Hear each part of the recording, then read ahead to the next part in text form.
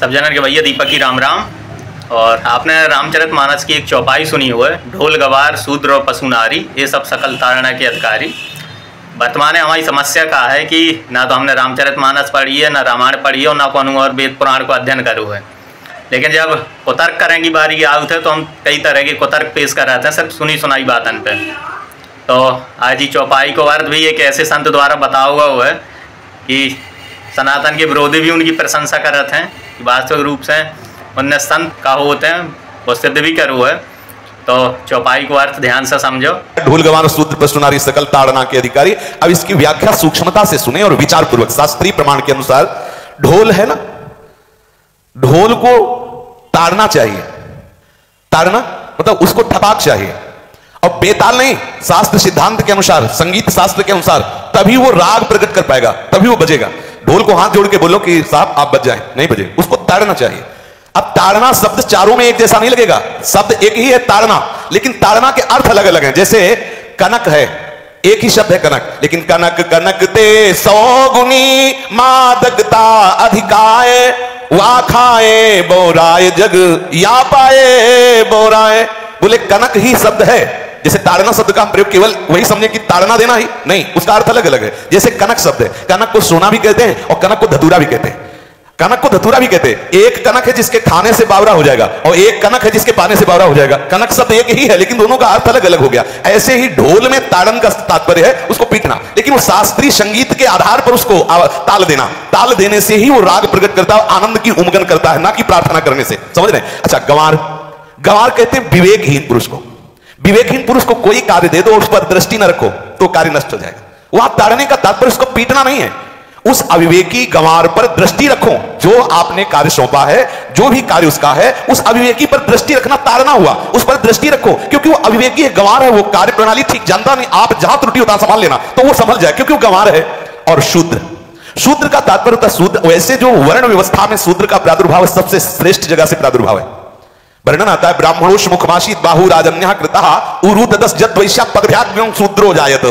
भगवान के श्री चरणों की ही वंदना होती है प्राय। आपने देखा सबके श्री चरणों की, और शूद्रों का प्रादुर्भाव श्री चरणों से हुआ है। कोई ऐसा न समझे कि शूद्र का मतलब निकृष्ट होता है। यहां शूद्र का तात्पर्य जब से किसी से कहते हैं कि शूद्रवत आचरण करता है, मतलब शास्त्र विरुद्ध सदाचार के विरुद्ध आचरण करना शूद्रवत आचरण की तरफ संबोधन किया जाता है। यहां कहा गया कि शास्त्र की सम्मति, शास्त्र के शासन के अनुसार आचरण हो, सदाचार परायण हो। शास्त्र जिसके लिए जो विधान करता है, शास्त्र शासन स्वीकार करना, यहां शूद्र के तारण की बात कही गई। यहां शूद्र तारण का तात्पर्य डंडे से प्रहार करना नहीं, समझना। और जो चौथा कहा गया नारी, अगर स्त्री को हम ये कहें कि ताड़न से ही वो केवल काबू में रहती है, तो राष्ट्र में अपने प्रसिद्ध लक्ष्मीबाई जैसी कोई सामर्थ्यशाली वीरांगना, कोई वीरों सामने बड़े बड़े वीरों के दांत खट्टे कर दे, ऐसी बहादुर सिंहनी हुई, अंग्रेजों के दांत खट्टे कर दिए। अगर कोई समझे कि नारी केवल ताड़ने के लिए है तो उसकी मूर्खता है।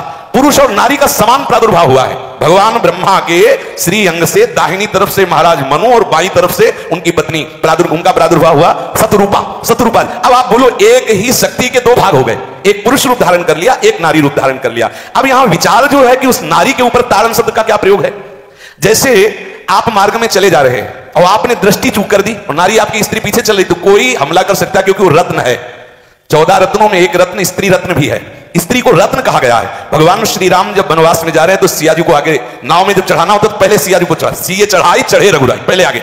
दृष्टि रखो, दृष्टि चूक गई तो रत्न है। यहां दृष्टि रखना, शासन मतलब उसको पिटाई करना नहीं कि जैसे ढोल को पीटा जाता है ऐसे स्त्री को पीटा जाए, शूद्र को पीटा जाए तो गंवार को, ये व्याख्या नहीं है, ये मूर्खता है, इसे व्याख्या नहीं कहते। जैसे कनक शब्द के कई अर्थ होते हैं, ऐसे ही ताड़न शब्द का यहां अलग अलग प्रयोग है। स्त्री के ऊपर दृष्टि रखो। किस भाव की दृष्टि रखे? क्योंकि वो हमारे यहां रत्न की तरह है। कहीं कोई ऐसा ना हो कि कुदृष्टि वाला कोई उस पर हमला कर दे। आप पाणी ग्रहण संस्कार में रक्षा का भी सूत्र बताया जाता है कि आपको अभी यह समर्पित है, आप इसकी रक्षा करें। हमारे शास्त्रीय सिद्धांत में देखो कभी भी स्त्री को अकेला छोड़ने का सिद्धांत नहीं पाया गया।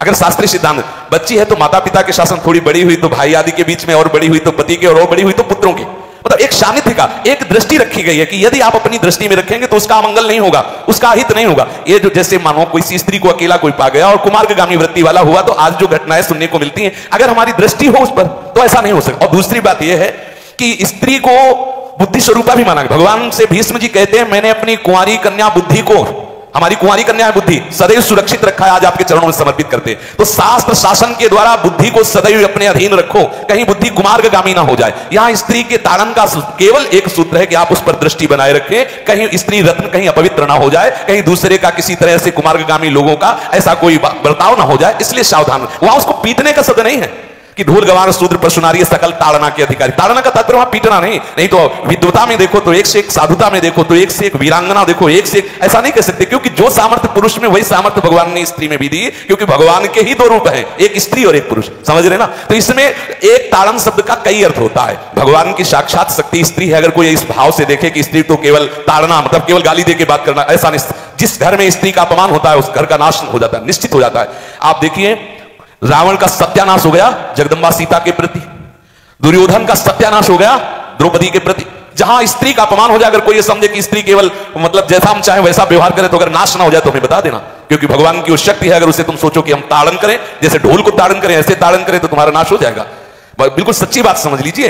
केवल वहां दृष्टि रखने की बात कही गई है, आपका अधिकार है, आप उसकी सुरक्षा व्यवस्था में रहें। और एक वृत्ति होती है, अगर शासन ना हो तो हमारी बुद्धि भ्रष्ट हो जाए, हमारी बुद्धि भ्रष्ट हो जाए, आपकी बुद्धि भ्रष्ट हो जाए। भगवान का भय, शास्त्र का भय, लोक मर्यादा का भय, ये हमको सुरक्षित रखता है। इसलिए दृष्टि रखने की आवश्यकता है कि वो पवित्र रहे, वो सुरक्षित रहे, ना कि उसको पीटने के लिए यहां संबोधन किया गया गोस्वामी तुलसीदास जी ने। इसलिए सावधानी पूर्वक अपनी वृत्ति को पावन रखते हुए महापुरुषों के वचनों को समझने की चेष्टा की जाए। गोस्वामी जी ने जो यहां कहा, ढोल गवार शूद्र पशु नारी सकल ताड़ना के अधिकारी, तो ताड़ना का अलग अर्थ है, अलग अलग। जैसे ढोल में ताड़ना, तो वैसे ही सब जगह नहीं ताड़ना लगेगी। आप देखो पशु जो है, चालक जो घुड़सवार होता है उसको ताड़ना एड़ी से देता है।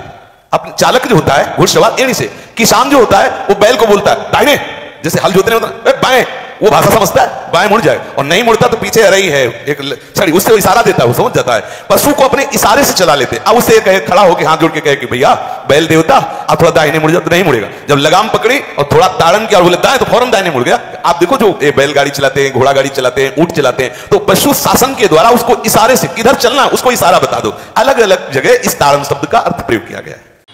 तो भैया जो वीडियो कैसा लगो आपके कमेंट करके जरूर बताइए। कोई वीडियो के लाइक करो, शेयर करो ज़्यादा से ज़्यादा, ताकि अन्य लोगों तक भी पहुंच सके। मिले फिर अगले वीडियो में, तब तक के लिए जय राम जी की।